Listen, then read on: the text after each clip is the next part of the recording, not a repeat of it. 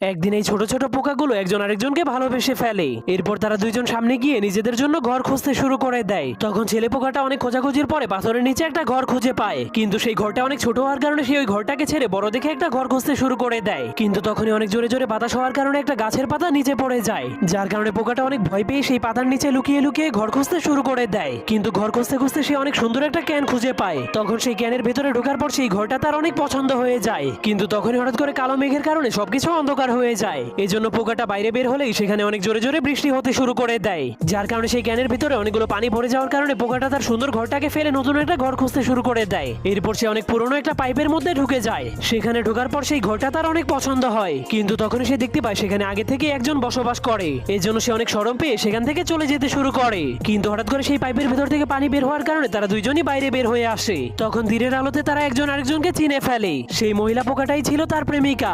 এরপর তারা জঙ্গলের